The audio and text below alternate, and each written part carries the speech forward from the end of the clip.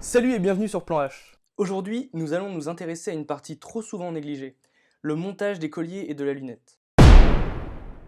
Leur montage est important, c'est ce qui lie votre lunette à votre fusil. Si le montage n'est pas bon, vous pourrez rencontrer des défauts de précision lors de vos tirs et des corrections que vous appliquerez. Pour commencer, le plus important est de toujours se référer au manuel des éléments que vous allez installer. Toutes les informations nécessaires, y compris le couple de serrage, y sont inscrites.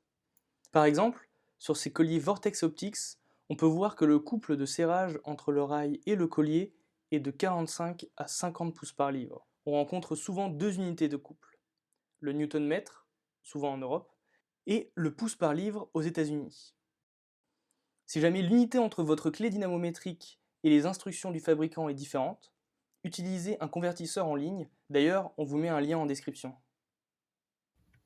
Ensuite, le principe est plutôt simple et sera globalement toujours le même.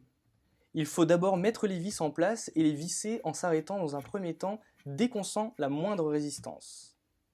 Une fois que les vis sont en place, on va visser progressivement en alternant les vis et en réglant le tournevis dynamométrique sur la moitié de la valeur du couple final. Ensuite, on répète le processus. Une fois les vis vissées à la moitié du couple, on règle le tournevis au couple final, puis on visse progressivement en alternant jusqu'au serrage final. La partie basse des colliers est maintenant montée sur le rail.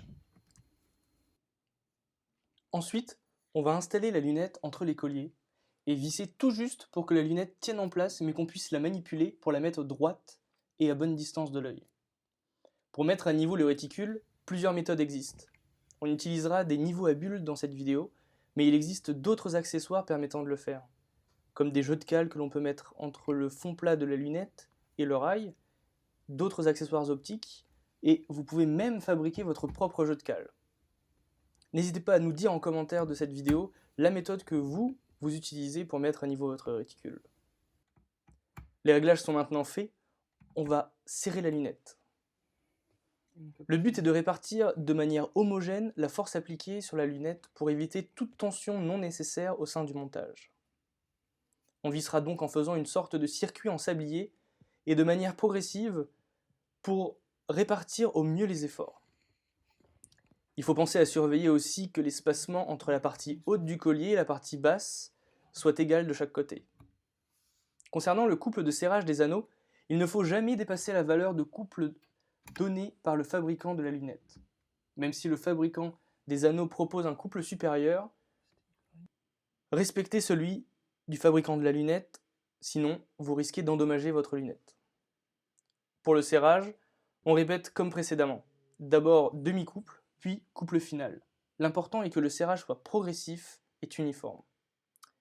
Ça y est, votre lunette est maintenant montée.